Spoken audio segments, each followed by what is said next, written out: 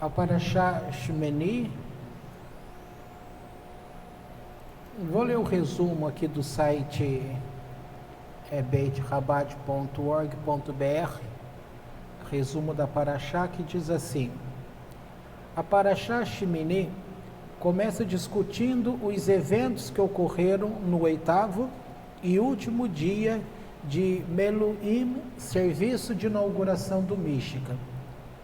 Após meses de preparação e antecipação, Aharon e seus filhos são finalmente instalados como Kohanim e em um serviço elaborado. Aharon abençoa o povo e toda a nação se rejubila quando a presença de Deus paira sobre eles. Entretanto, o entusiasmo é interrompido abruptamente quando os 2 filhos mais velhos de Aharon, Nadav e Avihu, são consumidos por um fogo celestial e morrem no Mishkan, enquanto ofereciam Ketoret, incenso, sobre o altar. A Torá declara que eles morreram porque trouxeram um fogo estranho no santuário interior do Mishkan, cujo significado é discutido pelos comentaristas à exaustão. Aharon recebe ordens de que os Kohanim são proibidos de entrar no Mishkan enquanto impuros, e a Torá continua a relatar os eventos que ocorreram imediatamente após a morte trágica de Nadav e Avihu. A porção termina com uma lista dos animais kasher e não kasher, e várias leis sobre tumá, impureza.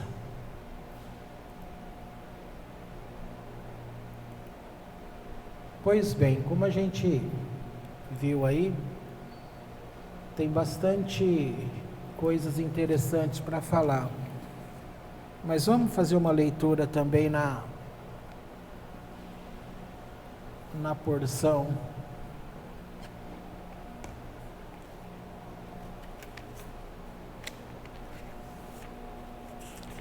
deixa eu ver qual é a página.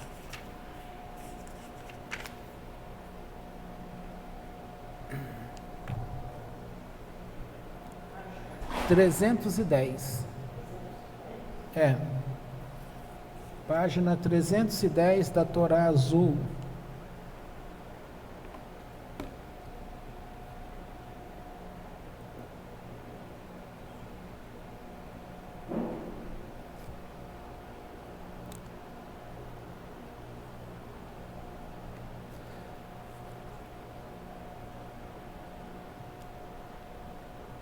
É o capítulo 9 de Vaikra, porção semanal Shemini, e foi no 8º dia que Moisés chamou a Aharon e a seus filhos e aos anciãos de Israel e disse a Aharon: toma para ti um bezerro como oferta de pecado e um carneiro como oferta de elevação, sem defeito, e oferece-os diante do Eterno. E aos filhos de Israel falarás dizendo: tomai um cabrito por oferta de pecado, um bezerro e um cordeiro da idade de 1 ano, sem defeito, por oferta de elevação. E um boi e um carneiro por oferta de pazes, para sacrificar diante do Eterno. E uma oblação amassada no azeite, porque hoje o Eterno aparecerá a vós. O verso 8. Chegou-se Aharon ao altar e degolou o bezerro da oferta de pecado que era dele. Fizeram-lhe chegar os filhos de Aharon o sangue, e molhou ele seu dedo no sangue e pôs sobre os chifres do altar, e derramou o sangue na base do altar, e o sebo e os rins, e o diafragma, com uma pequena parte do fígado ligada a ele, da oferta de pecado, fez queimar no altar, como ordenou o Eterno a Moisés. Vamos lá no capítulo 10. E os filhos de Aarão, Nadav e Avihu, tomaram cada um incensário, e puseram fogo neles, e puseram sobre eles incenso, e ofereceram diante do Eterno um fogo estranho, o que não lhes ordenara. E saiu o fogo de diante do Eterno, e os queimou, e morreu diante do Eterno.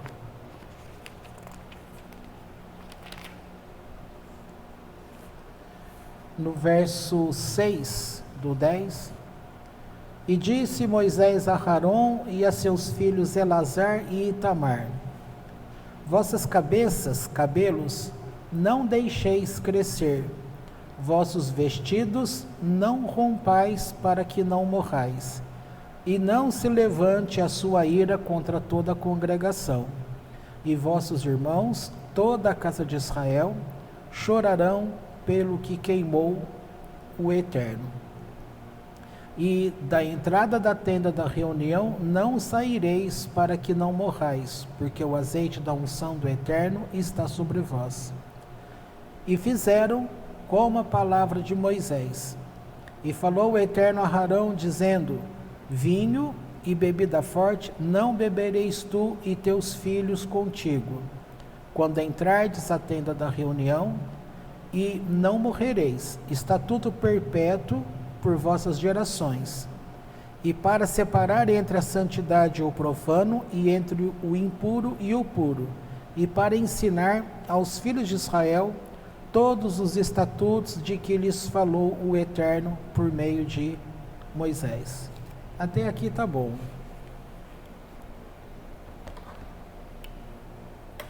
Está aqui um ensino bastante admirável no tocante à morte.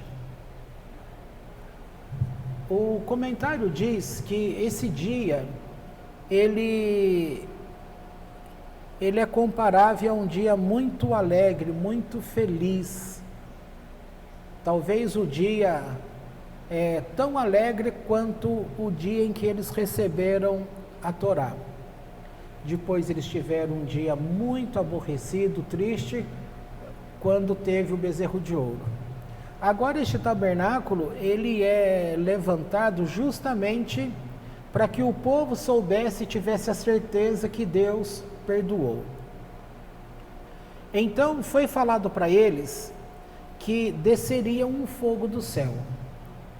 Aí acontece que até então, até o 7º dia, o que acontecia? Deus tinha mandado Moisés montar o tabernáculo, oficiar todos aqueles sacrifícios, o povo olhando.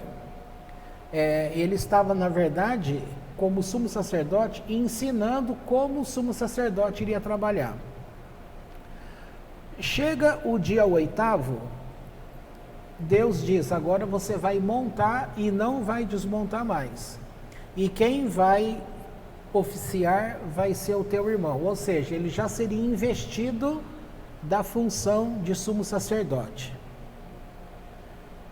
Quando ele vai, é chamado para poder matar aquele animal, a gente tinha comentado que nessa inauguração ele não quis entrar, né? Ele ficou quieto justamente porque a lembrança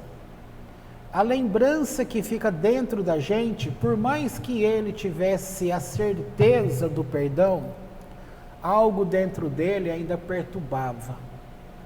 E aqui você pode pensar o quanto a gente é perturbado por esses tais pensamentos. A voz fica ali dentro da gente, ó. É isso que vai matando a gente por dentro, minando as nossas forças. É uma discussão com o chefe, é uma palavra ruim, uma briga, uma discussão marido-mulher, pais com filhos, vizinhos, entre pessoas da família. Então aquilo, só que essa confusão toda, além de ter sido, além de não ter sido, como eu estou dando exemplo de brigas entre pessoas, foi a confecção do bezerro de ouro.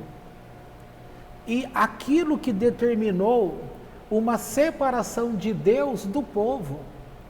E quem é que tinha então pensado em fazer este bezerro? Foi Aharon. Mas qual foi a ideia dele? A ideia dele foi enrolar aquele povo um pouquinho, porque ele tinha certeza que Moisés já estava voltando.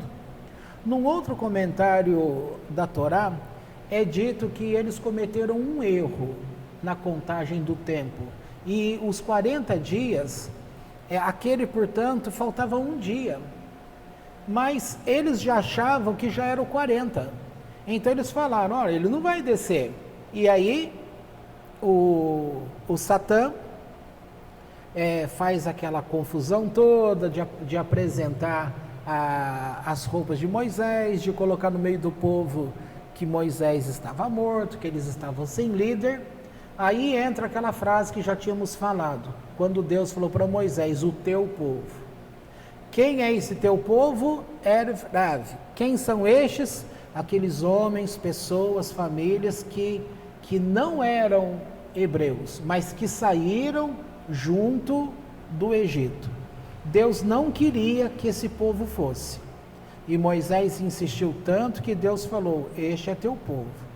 Agora, este teu povo que fez essa confusão toda, mas a culpa vai cair sobre os hebreus.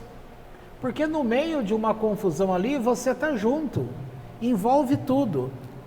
E então ocorre essa ruptura, como a gente já viu.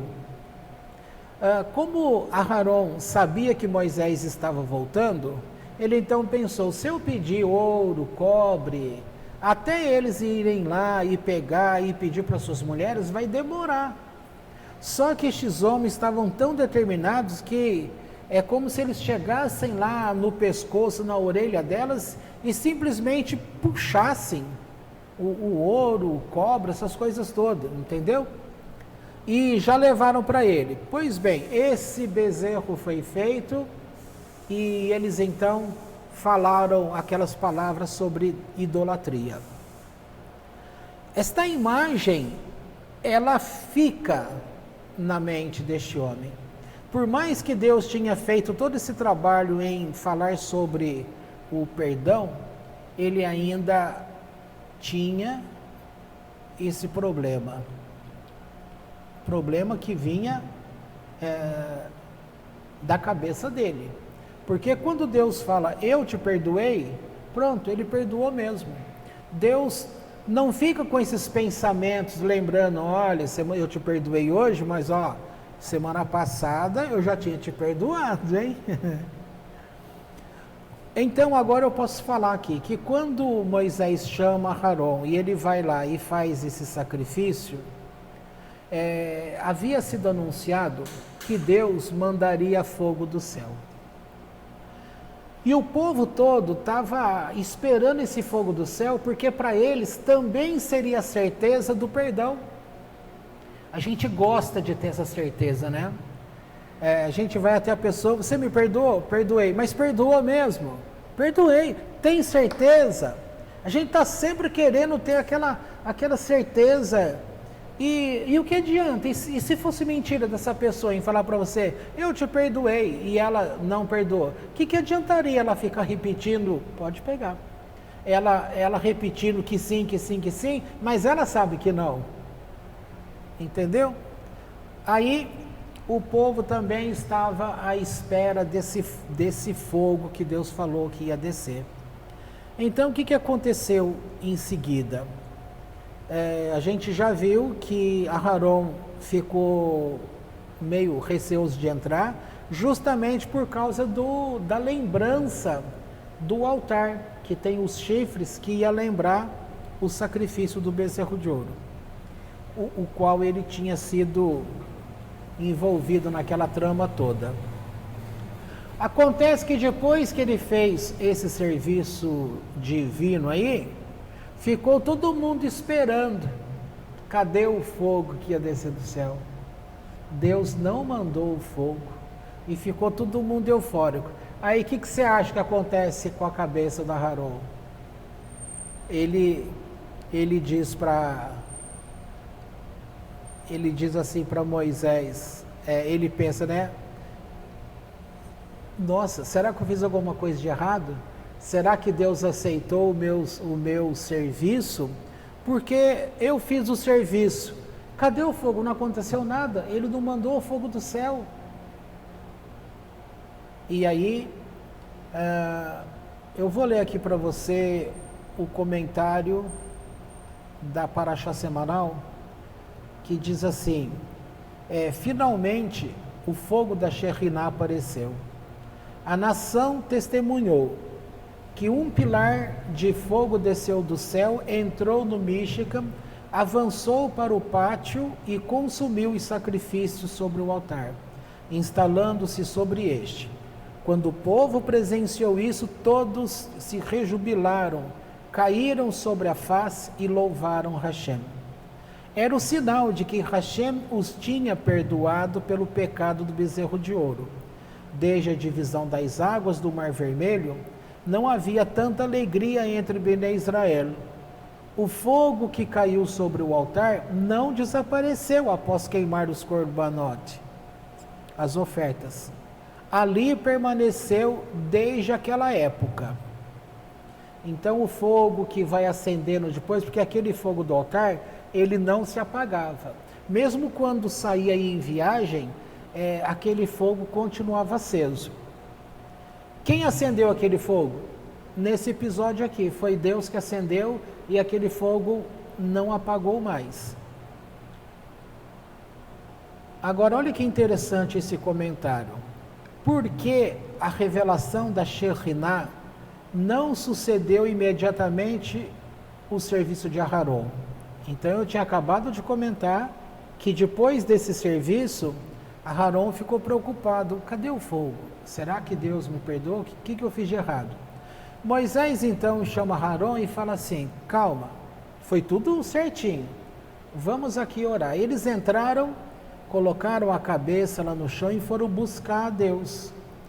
E aí então eles voltaram lá para frente do meio do povo e aí foi testemunhado que o fogo desceu. E agora aqui é esse pedacinho que eu estou lendo para você entender. A pergunta foi, por que essa revelação da Shekhinah, ela não aconteceu imediatamente ao serviço de Aharon? A resposta é que, quando Deus retarda, segura esse fogo celestial, impede que ele já desça imediatamente, o Todo-Poderoso demonstrou que sua presença não pode ser evocada automaticamente através de sacrifícios rituais, contrariando a arraigada noção de que alguma fórmula mágica inerente aos sacrifícios em si produzem a presença divina. Hashem ensinou ao povo judeu que sua revelação concretizou-se como resultado das orações de Moisés e Aharon. A habilidade de invocar a presença divina não é garantida por ritos externos, mas depende do espírito dos que entraram no Mishkan para servi-lo. Aqui começa uma separação muito grande que a gente vai aprendendo. Nós não tivemos desde criança uma educação judaica. Então muitos que a gente conhece antes do tempo de hoje foram espíritas, foram católicos, foram de, sei lá, diversos movimentos até chegar nesse tempo de hoje. Como nós já passamos por isso, a gente percebe bem que a ênfase religiosa está sempre num ritual externo. E como igreja evangélica que nós fomos, nós tínhamos aprendido e ainda ensinávamos isso como doutrina da igreja evangélica, que o judeu, entre aspas, era um coitado em comparação a nós evangélicos daquela época. Por quê? A gente se gabava que a gente não fazia ritual externo, ou seja, falava-se contra o judeu que tinha as suas rezas faladas, estava sempre com aquele livrinho de reza, naquele movimento assim, ó, falava sempre da mesmice, mas principalmente falava-se sobre ao cumprimento da lei, da instrução, das mitzvot. Então era ensinado naquela época para a gente que tudo isso era um rito externo, ou seja, sem força. E a gente, naquela época, então, se gabava de que fazíamos orações. Agora, se você que já passou por isso, que já fez muito aqueles tipos de orações também, você vai perceber quantas vezes você orou por obrigação. Quantas vezes você vai deitar e você simplesmente faz a oração a Deus na mesmice? Nós tínhamos na igreja de que eu frequentei desde a minha conversão, o mês de outubro dividia-se lá o dia em 24 horas, as 24 horas, e distribuía o horário de 1 hora para cada pessoa. Então o dia ficava coberto completo, 24 horas de oração, cada um fazendo um período. E a gente, os homens, a gente era obrigado a pegar os horários da madrugada, tá? Então dava lá de 10 horas para frente até 7 horas da manhã, a obrigação era nossa. Mas a gente falando, isso em pouco tempo acabava sendo um rito. Porque primeiro, eu pegava lá, sobrava aqueles horários das 2 às 3 ou das 3 às 4. Esse horário de 2 às 3 e das 3 às 4, a gente acorda, você estava dormindo gostoso, você acorda, aí você tem que orar. Tem uma tabelinha, a gente tinha que orar aqueles assuntos. Então, o que você faz? Você vai orar na espontaneidade? Chegava uma hora que você, olho no relógio, para o ponteiro andar, para passar logo e você poder voltar a dormir, e a fala era uma fala automática. Os mandamentos do Eterno exige-se que você esteja naquilo de coração. A mesma oração que se faz nas igrejas hoje, estou falando dos pastores de hoje, das pessoas, pode reparar que a oração, ela é feita com ênfase. Senhor nosso Deus. Então, você percebe que é uma impostação de voz, é uma coisa para ficar bonito, para chamar atenção, palavras, a forma de falar, é um ritual externo. E justamente o que Deus está dizendo aqui nesse pedaço é que Ele não quer esse ritual externo. Então aquilo que os evangélicos desde a nossa época acusavam os judeus de fazer o ritual externo, a gente não sabia que a gente também fazia o ritual externo. E o que Deus está combatendo aqui era mostrar para o povo que a presença dele só desceu depois que houve realmente uma oração de coração. Quando os dois entraram lá e buscaram a Deus e de fato derramaram.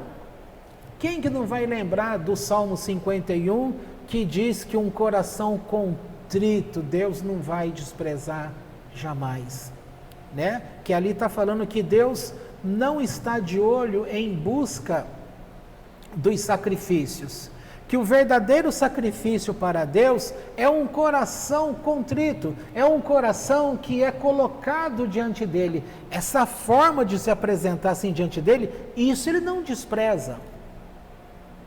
Então aqui está dizendo que foi justamente que esse fogo desceu, não foi porque o sacrifício foi feito de forma correta, mas porque a oração foi feita de coração, tá? A palavra no hebraico para dar essa ênfase, ela chama kavaná.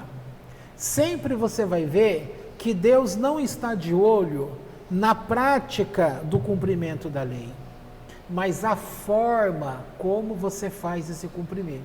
esse cumprimento. Precisa ter coração. Amar, a gente não fala que precisa ter coração. Se a gente ama o filho, ele não pode falar, meu pai é frio.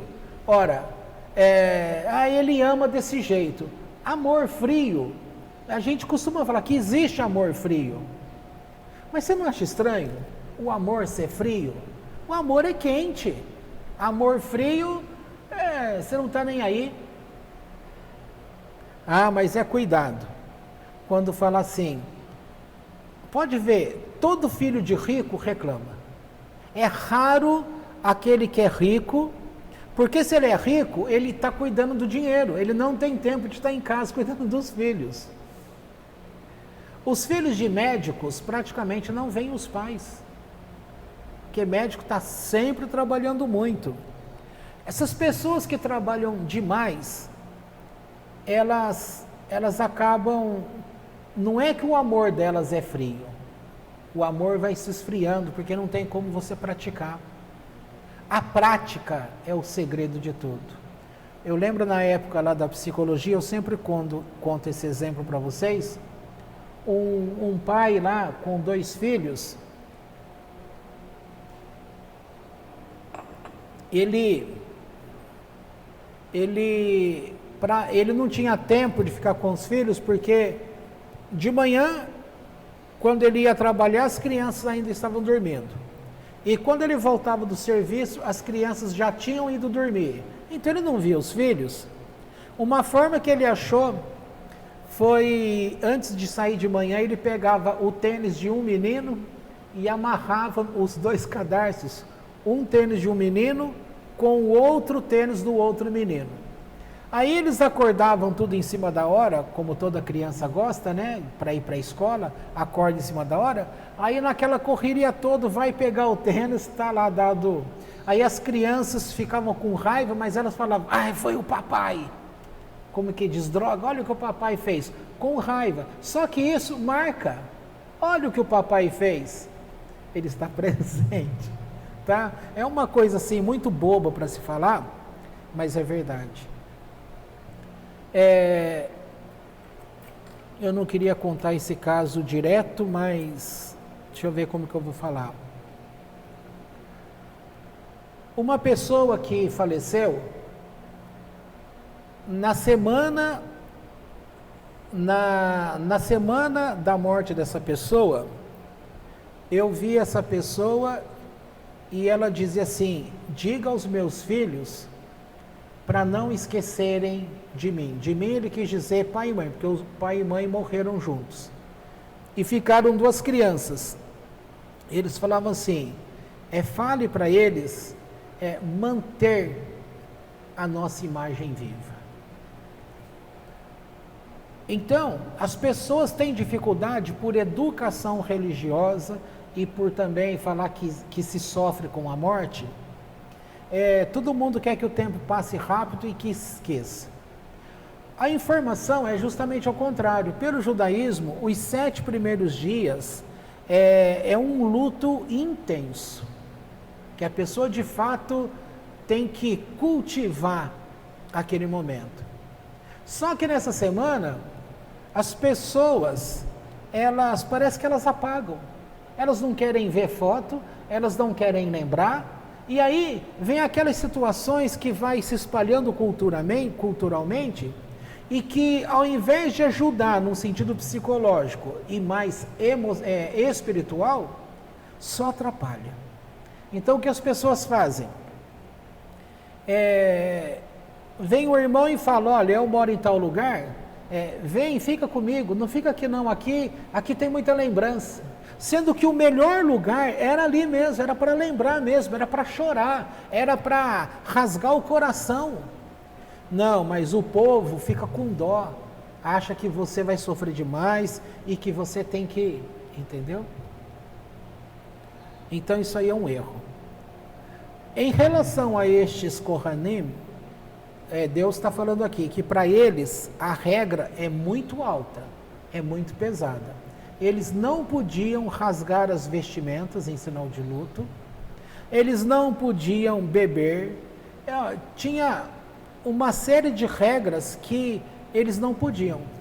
Eles não podiam se contaminar. E lembra que o dia que aconteceu tudo isso, em seguida, morreu os 2 filhos de Aharon. A gente não para pensar que ele já estava pesaroso em ter que fazer o sacrifício e receber a aprovação de Deus. Aí ele faz esse sacrifício, o fogo não desce imediatamente. Dali a pouco, está tudo bem, fazendo o trabalho, vem a informação. Onde está Nadav e Avihu? Onde estão os meus filhos? E aí, descobre-se que os 2 tinham morrido. E não foi dado, em princípio, o direito para esse pai chorar. Sabe por quê? Porque a função dele de sumo sacerdote não era permitido ele se contaminar com o morto. Ele não podia fazer o enterro do filho, ele não podia tocar o filho, ele não podia chegar perto do filho, ele não podia deixar aquele espaço onde ele estava ministrando. Olha que coisa terrível isso, pensando como ser humano. É isso que a gente está pensando.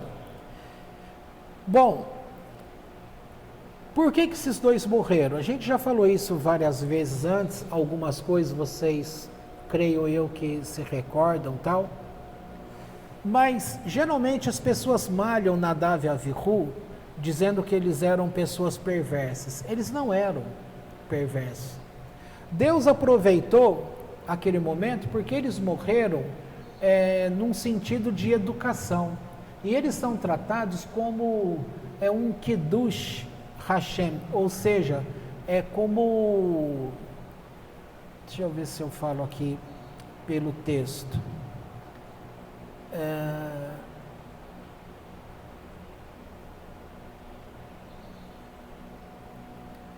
bom, a gente já sabe que eles foram punidos porque eles ofereceram incenso, né, que Deus não mandou.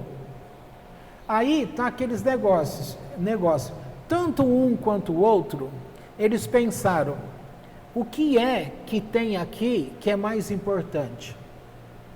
Aí eles pensaram, é o incenso. E aí um pensa e o outro irmão pensa o mesmo. Ora, eu vou entrar lá naquele lugar, eles não sabiam que naquele lugar não era para entrar, que era uma vez no ano só, no dia de Yom Kippur, tá? Aí eles pensam, eu vou oferecer incenso a Deus. Mas qual era a kavaná? Qual era a intenção? De permitir que aquele fogo alegrasse, aquele incenso alegrasse tanto a Deus, que pudesse descer mais da presença dele para o povo. A intenção foi boa. A questão é, Deus pediu? Não pediu. E o que eles fizeram foi muito grave. Porque Deus pensa assim, se eu não corrigir agora, no meio do povo, sempre vai ter alguém que vai aprontar alguma. Então eu tenho que mostrar aqui de uma forma muito rígida, para que o povo de fato saiba que o negócio é muito sério. Aí vem aquele fogo do céu, que vem em 4 filetes, 2 entram em 2 narinas de um, e entra os outros 2 nas 2 narinas do outro. Não queima o corpo e nem a roupa, mas queima por dentro.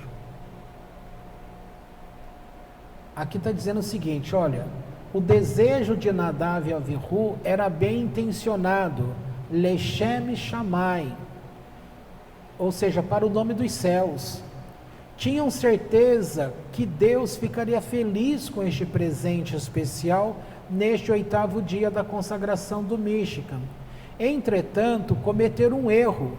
Tinham tanta certeza de que Deus ficaria satisfeito que não perguntaram a Moisés e nem ao pai deles, Aharon, se eles podiam fazer isso, se Deus de fato estava desejando isso. Aqui segue que eles nem pediram ao pai Aharon, que certamente eles teriam impedido.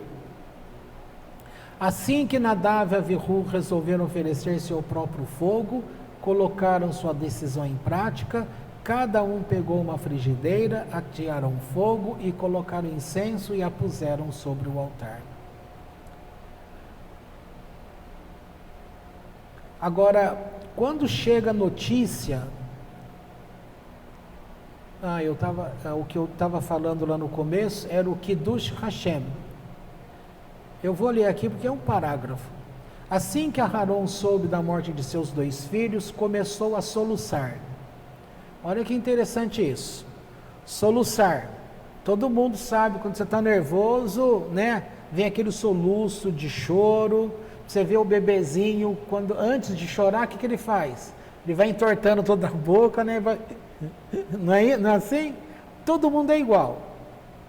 Ai de mim, lamentou-se, pois eu e meus filhos pecamos. Não é como você está dizendo, disse a ele Moisés. Hashem indicou-me já no Monte Sinai que seu grande nome seria santificado no Michigan através de um de seus amigos íntimos. Os amigos íntimos, então Deus está chamando esses 2 de amigos íntimos. Semana passada Deus falou a diferença de amigos e amados. Amigos, você lembra o que era a diferença? É difícil lembrar. O amigo, ele não sai da presença. O amado vai e volta, vai e volta, vai e volta, né? Então aqui Deus está falando que seria santificado por seus amigos íntimos, que era a morte dos 2. À época, diz Moisés, pensei que ele se referia a você ou a mim.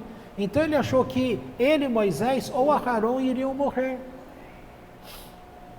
Contudo, agora percebo que a grandeza de seus 2 filhos ultrapassa a nossa.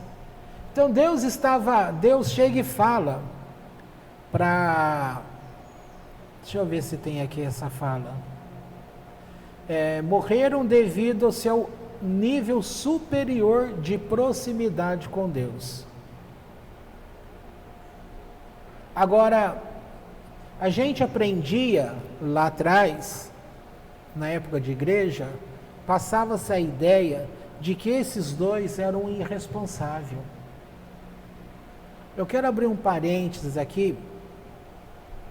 Uma amiga pediu um conselho para mim essa semana, dado uma situação, tal. Eu ouvi todo o relato, li o que ela escreveu, li 1, 2, 3 vezes, depois ouvi a explicação pelo áudio, e aí eu concluí o seguinte: o problema dela não era com os homens aqui na terra, com a família aqui na terra.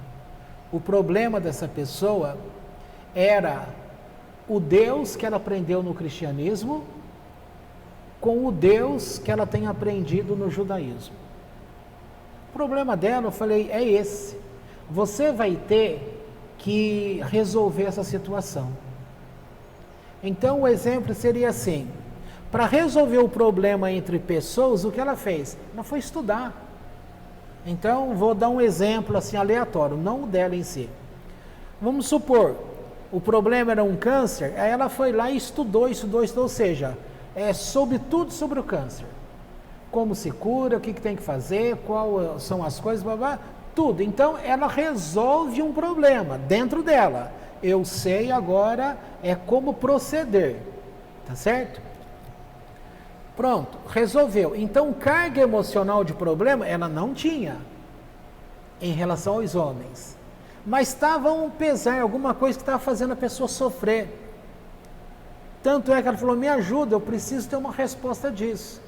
Eu disse para ela, o teu problema agora está no conceito de Deus. Porque querendo ou não, o que a gente aprendeu como igreja evangélica é esse Deus que pune. É o medo. É aquele Deus que ele fala do perdão, mas na verdade ele não te perdoa. Porque você sempre tem que ficar às sombras de alguém. E no caso do cristianismo evangélico, é a sombra de Jesus. Você tem que ficar coberto pela roupa de Jesus, pelo trabalho de Jesus, pelo serviço de Jesus. Então, em que ele te perdoou? Fica aquele medo do inferno, o medo da vingança, o medo de você ser castigado. Aí eu disse para ela, assim como você estudou e resolveu o problema dentre os homens, você agora vai precisar resolver esse problema de Deus, que está em você. Na hora que ela retornou o áudio, ela começou assim, puxa, você foi no ponto certo. Na verdade, ela já sabia a resposta. É assim que se ensina. Sempre a gente sabe a resposta. Ela não está aqui na cabeça, ó, mas ela está lá no coração, escondido. Na hora que alguém vem e fala, aquela fala acorda o que está aqui dentro. Aí a pessoa, é como se ela dissesse assim, isso é verdade, eu já sabia disso. Tanto é que quando alguém vem e traz uma revelação dizendo para você, olha, eu tive um sonho e Deus mandou te falar tal e tal coisa. Se aquilo é totalmente estranho para você, você não consegue ter uma relação com nada como que Deus já tinha falado primeiro para você aquilo, desconfie, guarda de lado, não executa não, porque a probabilidade de que não tenha sido Deus é muito grande. É assim que as pessoas gostam de governar pessoas, é assim que Satã gosta de governar pessoas. Bom, aí o que eu disse para ela? Eu dei sugestão. Uma sugestão é a que eu já dei para vocês aqui.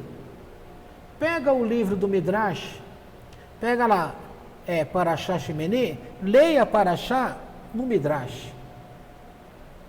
Porque na hora que você lê o Midrash, você vai ver que nesses momentos difíceis, você vai ver como é que Deus age. E você vai perceber que as pessoas não estão sendo ministradas por Deus por medo, e nem por dureza, mas é por amor, por amizade, por carinho. E aí começa a entender que aquilo que a gente tinha como igreja evangélica era um peso para a gente. E agora, conforme você vai conhecendo de fato Deus, você não tem medo de aproximar.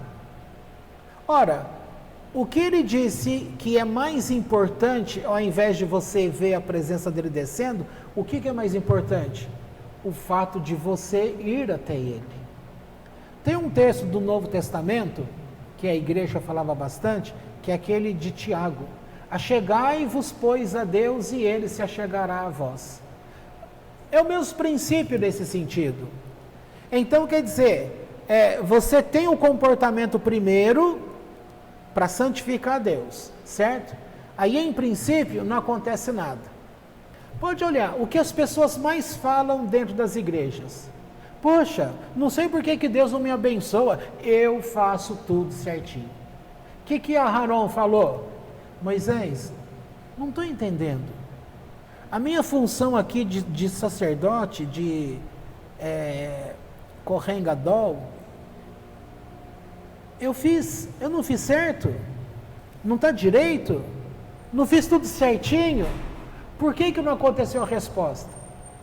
As pessoas, portanto, elas pensam assim, eu fiz tudo certinho. No trabalho, a pessoa fala, eu fiz tudo certinho, por que eu não fui recompensado? Por que eu não recebi uma palavra boa do meu chefe? Por que o dono da empresa não viu que eu fiz tudo certinho? Aí a questão que você já aprendeu hoje é que Deus não quer que você veja que o que você fez certinho trouxe uma resposta. Porque é assim que a gente pensa. Porque se você achar que aquilo que você fez é o que vai dar resposta para Deus, você não terá comunhão com Deus mais.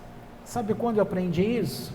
No nosso primeiro ano, quando abriu a igreja, e a gente era igreja evangélica ainda. Eu lembro que eu estava na rua, atravessando, eram umas, 10 horas da noite. Eu estava atravessando a Moraes Salles, olha só, hein? E ali foi claro, eu vinha na rua conversando com Deus. Aí ele me disse assim, sabe de uma coisa? Você tem que alertar o meu povo de que naquela época os conceitos que nós tínhamos era era libertação. Você não vai lembrar porque não é da tua época, é quando a gente estava numa garagem ainda. Isso foi em 1997.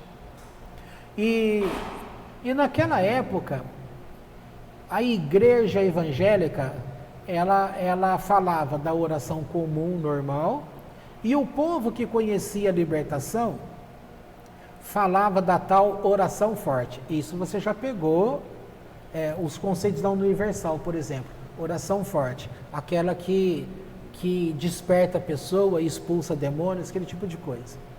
Então, naquela época, Deus falou assim: ensina o meu povo que o fato de você conhecer uma tecnologia nova, você não deve deixar a sequência que trouxe você até aqui. Então, o jeito mais fácil era pensar assim: se uma pessoa está com uma dor aqui no estômago, aí, pelo ensino da época, ela vai lá num canto e iria falar assim: eu sei que é você, demônio, vamos supor até que ela diga o nome dele, ou fulano de tal, eu sei que é você que está colocando essa dor no meu corpo, mas eu não a recebo, não quero ela no meu corpo, e eu mando você embora agora em nome de, né? Aí a dor ia embora. Certo? O que acontece com a tua cabeça? Você vai ter uma programação. Na hora que acontecer alguma outra coisa, o que você vai fazer? Vai fazer oração forte de novo. Aí, aquilo acontece de novo. O que acontece com a tua cabeça? Um reforço sobre aquele assunto. 3, 4, 5 acontecimentos desse, já virou uma tradição. Você já está condicionado. Aí, você vai querer, num momento aí de angústia, de tristeza, você vai querer parar e perder meio dia do teu dia e ficar ali orando um salmo, orando alguma coisa nas escrituras, chorando, derramando lágrimas entre você e Deus? Ou você simplesmente vai para o cantinho e fala: essa angústia que eu sinto no meu coração, eu sei que é você, fulano de tal, é você que não tem a graça de Deus, é você que não tem a bênção, é você isso, você aquilo, blá, blá, e eu não vou ficar nessa tristeza, eu te mando embora e sai, e blá, blá, tá? Aí a pessoa, ela começa a se sentir forte, achando que ela é a da cocada preta, né? A rainha da cocada preta, ou o rei da cocada preta. Por quê? Porque ele sabe identificar, vai lá e manda embora, está sempre por cima. Mas o que Deus estava me explicando naquele dia a pessoa vai achando que ela está crescendo e não percebe que ela parou. Por que ela parou? Porque ela deixou de ter o contato com Deus. Ela simplesmente fez o ritual, agiu e aconteceu. Qual foi a ação dela? Eu sei que é você, Satã, eu sei que é isso e aquilo, eu sei, babá. Então, sempre que em tudo na tua vida, quando você consegue ter uma visão, não visão espiritual, entender, diagnosticar a realidade, porque tem muitas pessoas que elas conseguem enxergar a realidade da situação, mas é sabido também que quanto mais a pessoa enxerga a realidade, mais pessimista ela é, porque ela tem noção de que não vai melhorar. Aí, ao invés dela ter alegria, ela vai ter tristeza, porque a projeção que ela vai fazer é coisa ruim. Então, veja só, se você ganha um dinheiro e você pensa que o único tipo de aplicação desse dinheiro é a poupança, só que a poupança é a que rende menos. E aí você vai pensar assim: nossa, eu não ganho nada com esse dinheiro aqui aplicado. Você acaba, essa visão clara de que o rendimento é pouco, vai te trazer tristeza, vai paralisar. Ou então, fazer uma leitura crítica do momento político do país, ou do momento da empresa que ela está, ou se ela é um vendedor do momento crítico que não se está comprando as coisas, esse tipo de coisa. Aí a pessoa, ela viu a realidade? Viu. Só que o que essa realidade trouxe? Pessimismo. E é isso que estava acontecendo. Então, quando a pessoa ora nesse sentido, vamos chamar de oração forte para entender o que eu estou falando, e acontece, a pessoa se livra daquilo, ora, ela sempre vai querer fazer aquilo, porque nós estamos em busca de coisas que resolvem. Agora Deus, Ele está em busca de relacionamento. Deus quer que você não deixe o relacionamento com Ele. Mas a pessoa que vai falar para você, não, você está vendo errado, eu não deixei o relacionamento com Deus, tanto é que eu orei e o fulano me obedeceu, teve que sair, ou seja, eu estou na presença de Deus. Mas não é isso que nós estamos falando. Nós estamos falando é que essa oração roubou o tempo dela com Deus. Ela não lê mais a Bíblia, ela não estuda, ela não chora. Não tem um texto que fala que há um anjo de Deus que fica perto de você para recolher as suas lágrimas? Se você não chorou mais, então cadê as suas lágrimas que você estava derramando diante de Deus no altar? Não tem. Por quê? Porque só tem a oração forte. A oração forte enfraquece a pessoa.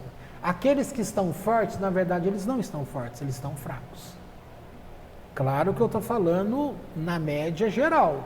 Tem aqueles que, assim como eu fui educado nisso, Deus também tem educado muitos para fazer sim essa oração chamada forte, mas por outro lado, manter-se em conexão com Deus, tá? É assim. Agora, deixa eu voltar aqui ao texto, e olha que interessante. Então aqui Deus fala só para terminar essa questão de Nadav e Abihu,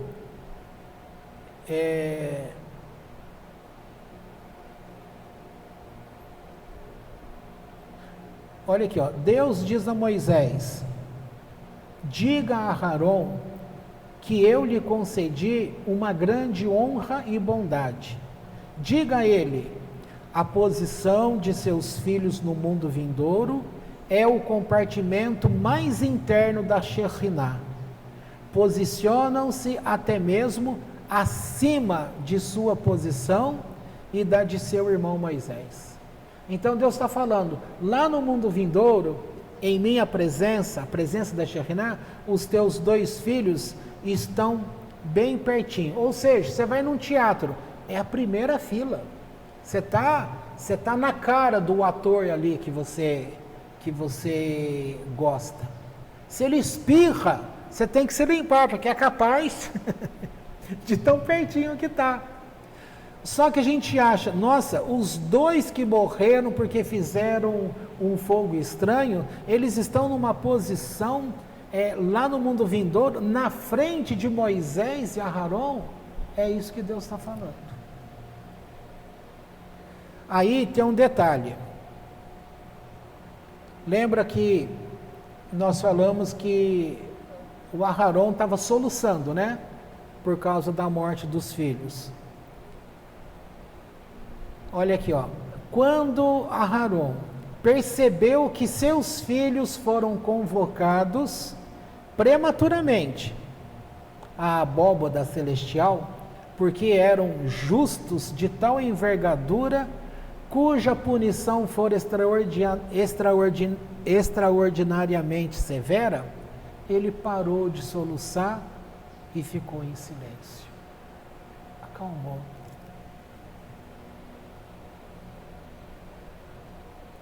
Agora pense bem. Papai e mamãe descobrem que vão gerar um filho. Aquela criança começa a crescer na barriguinha. De repente vem um exame lá. Vamos pular essa parte do exame. Hoje tem exame que constata síndrome, tá? Mas Vamos pensar que o médico não viu, não pediu, o SUS também não fez, etc, etc. Aí na hora que nasce a criança e entrega para a mãe, ninguém fala nada, a mãe também não reconhece, mas ali na segunda, terceira semana, um mês, começa a perceber que aquela criancinha tem aquele olhinho mais puxado, tem a boquinha assim, tem a mãozinha mais grudadinha. Aí de repente ela vai lembrar que a filha é o quê? Síndrome de Down. O que acontece com uma maioria das pessoas? Acha que é punição. Acha que Deus puniu. Se é o primeiro filho, a mãe pensa que é um problema nela. O marido, para se safar, na hora de uma briga, ele vai falar: o problema é seu, foi você que gerou. E aí ela não tem força para falar, mas o problema pode ser seu. Eu sei que, qual é a marca dessas crianças? Sem ser a marca que eu estou falando aqui, física. O que mais essas crianças trazem ao mundo? Amor. Pode ver. A gente fala assim, pensa assim, nossa,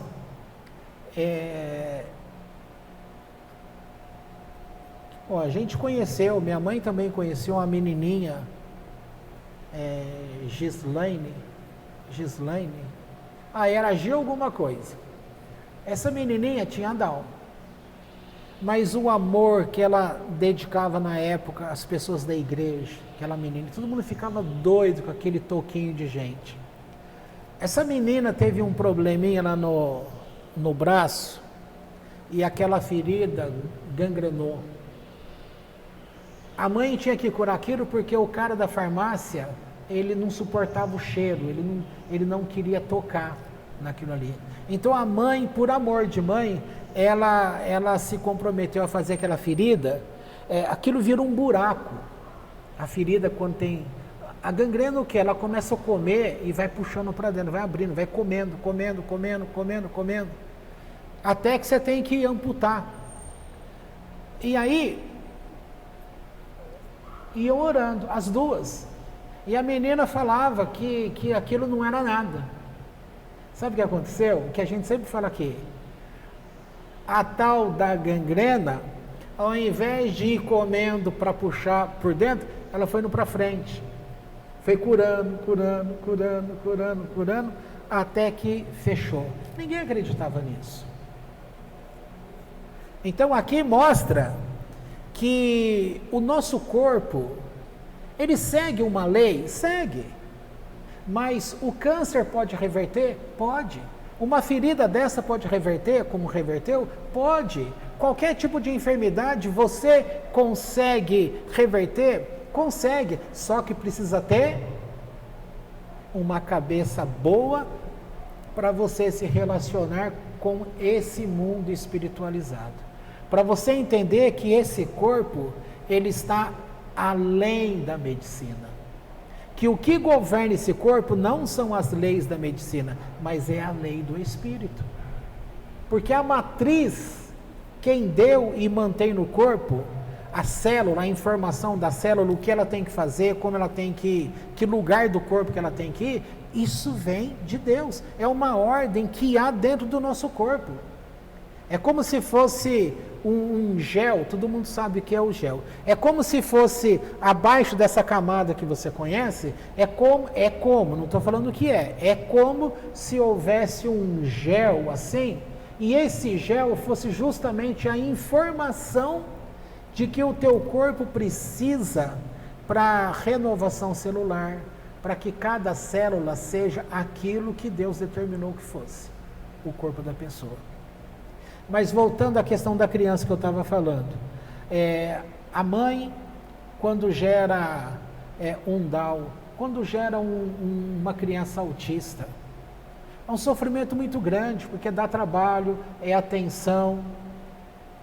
Perder um filho é muito difícil, como a Haron perdeu 2 no mesmo dia, e ainda não pôde fazer o enterro, não pôde é participar do velório. Parece que Deus é insensível.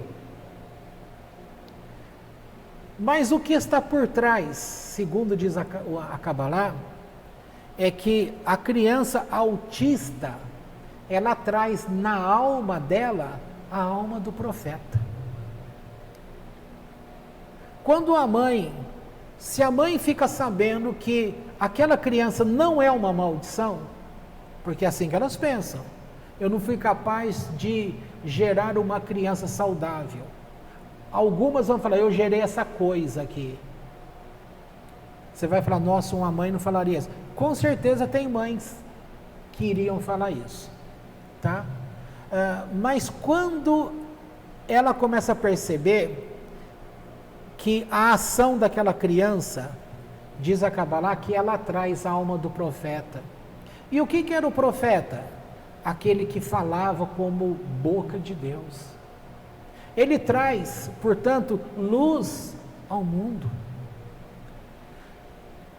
Então, quando a mãe, ela percebe que ela não é uma amaldiçoada, ou seja, Aharon parou de soluçar quando Deus falou para ele que os 2 filhos foram usados por Deus para um bom serviço, para ensinar o povo, para corrigir o povo, e que eles eram pessoas tão conhecedoras de Torá e especiais, que eles eram as condições próprias para Deus para poder ser retirado.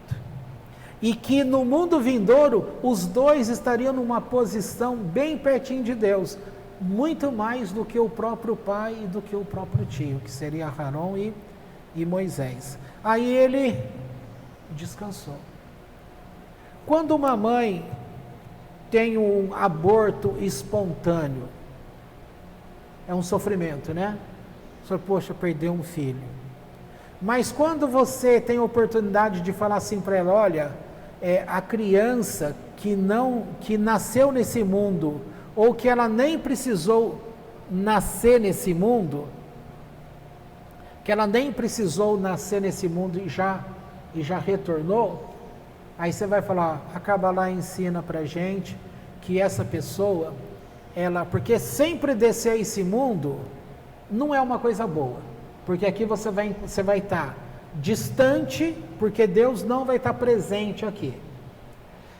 Então você vai estar num lugar que não há presença de Deus, que há injustiça, que há muitas dificuldades, e de repente essa criança que nem entrou nesse mundo, entrou ali na alma daquele corpo, dentro da barriguinha ainda, e ali morreu e já pôde retornar. Ou seja, isso aqui mostra que não é a mãe que não teve condições de não gerar um filho, ou de segurar um filho, é o contrário.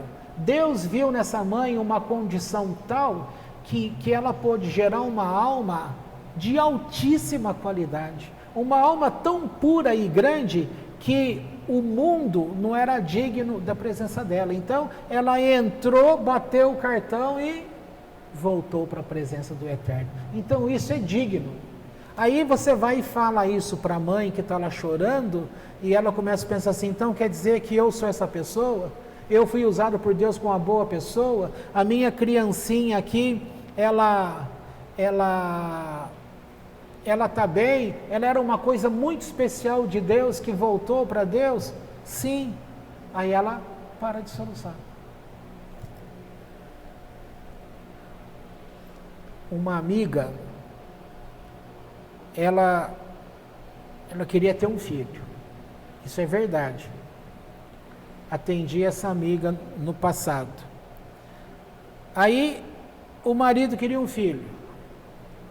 Ela não queria, porque ela falava assim, eu quero fazer pós-graduação, e criança vai me atrapalhar.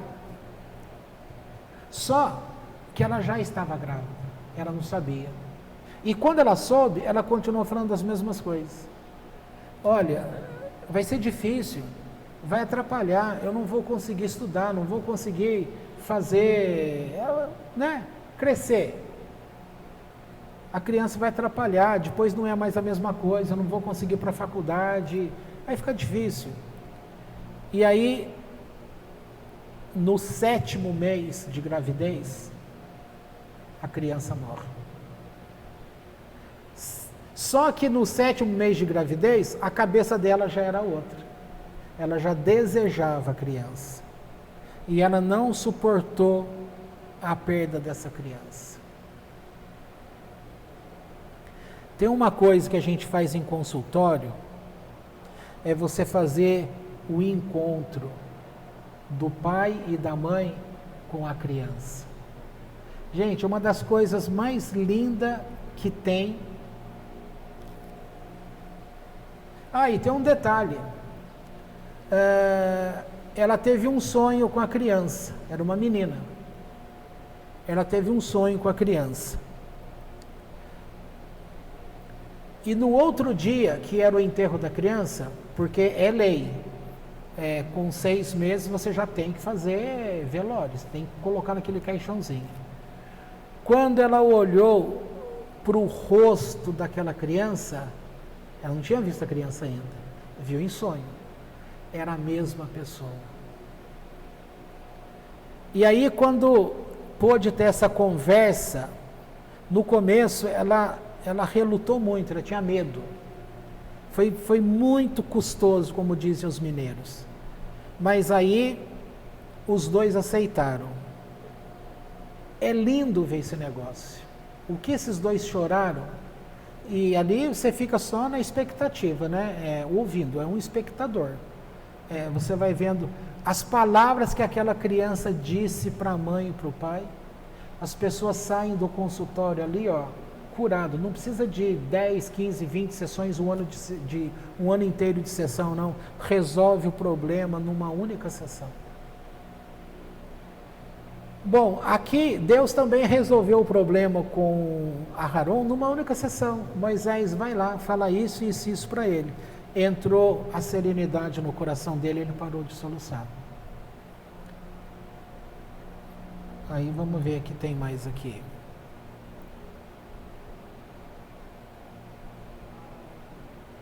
Bom, eu acho isso que a gente falou. Eu vou até seguir aqui nesse pedacinho que eu acho legal. Com aquele acontecimento, então Deus pôde instituir uma lei que foi dito assim, o Aharon, Deus sempre falava com Moisés, lembram disso, né? Mas aqui Deus vem e ele fala diretamente com Aharon e fala para ele que ninguém que após beber vinho, nenhum destes estava autorizado em ministrar nada diante de Deus, não podia.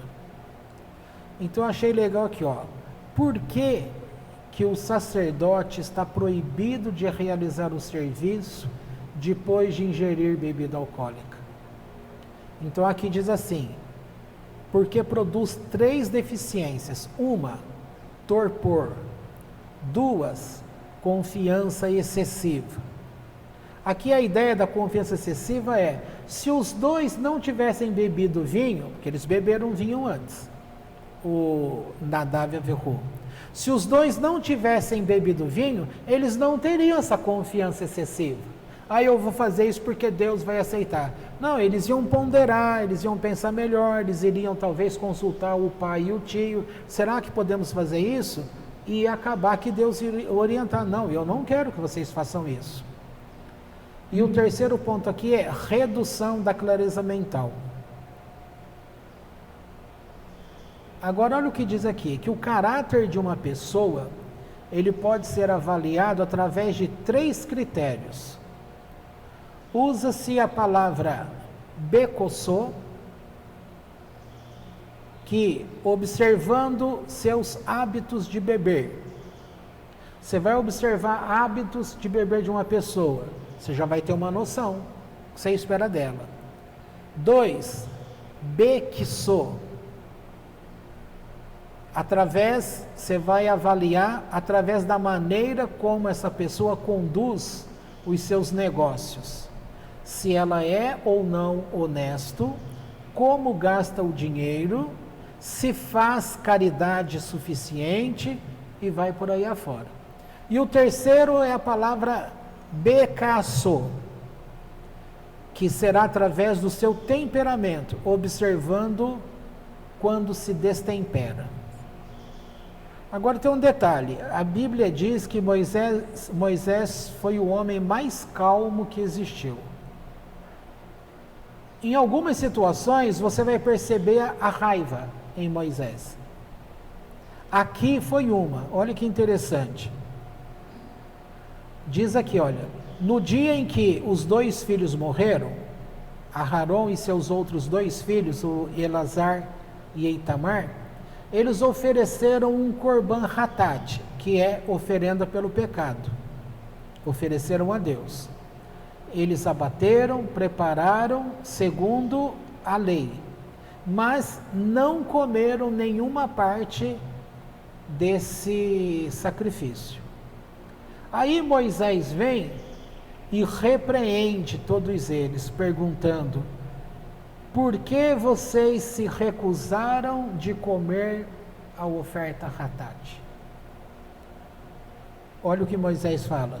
Não foi uma lição suficiente ver o que sucedeu a Nadav e a Avihu quando se comportaram inadequadamente, tomando a Alahá em suas próprias mãos? Isso é uma bronca. Vocês não viram o que aconteceu? Vocês 2 perderam seus 2 irmãos e você perdeu seus 2 filhos. Agora você quer errar como eles? Você quer pegar a lei aqui e você dar a tua interpretação a elas? E aí você sabe que Aharon, ele era um cara da paz. Aí ele responde para Moisés assim, cadê? Está aqui. E cadê? Isso. Aharon respondeu: meu bom irmão, não fique zangado conosco. Uma grande tragédia nos acometeu hoje. Meus 2 filhos morreram. Pensei que num dia de luto não me fosse apropriado comer a carne de um corban, de um sacrifício. Aí Moisés ouviu, pensou que ele deu a bronca neles, e aí Moisés fala assim para eles: meu irmão, me perdoa. A raiva me fez esquecer a lei que Deus me ensinou. E a lei proíbe os Kohanim, os sacerdotes, de comer dos korbanot, ou seja, das ofertas, durante seu luto. Você está certo, conhecia a Alahá, a lei, e se comportou corretamente, enquanto eu errei. E aqui diz que a raiva, ela é punida com esquecimento. Se você começar a pensar, puxar na memória os momentos que a gente ficou com raiva, que você ficou com raiva, a gente vai perceber que o momento da nossa raiva, ela gera um esquecimento. A gente esquece das coisas. Por isso que na hora da raiva a gente fala assim, que a gente fala coisa sem pensar, né? E depois que falou, querido, é duro, hein? Todo mundo fala depois, não, eu não quis dizer isso. Porque a raiva e a arrogância causam a perda de sabedoria de Torá. Então agora eu queria chegar nesse ponto aqui, a gente pode parar. E que a gente, portanto, possa compreender que a minha função, a tua função, é permanecer diante de Deus. E a morte, que é a coisa mais trágica diante dos nossos olhos, ou talvez o problema maior, porque a gente costuma falar assim, para tudo tem solução, menos para a morte, é assim que a gente fala. Então aqui está dando uma solução para a morte, de você entender que mesmo no maior problema da tua vida, que no caso seria a morte, você tem como fazer como Aharon, chegar sem soluçar. Quando você compreende o que é que Deus de fato fez, tá? Então aqui que fica a lição. Outra lição vem da própria psicologia, que imita a espiritualidade. Quando diz assim: você não deve tomar decisão nenhuma de cabeça cheia. Porque de cabeça cheia, você pode estar que nem o texto aqui falou. Você está com raiva. A raiva gera esquecimento. E esse esquecimento, ele rouba de você o conhecimento de Torá. E sem esse conhecimento, é certeza que você vai escolher errado. Não dá certo. Então vou parar por aqui.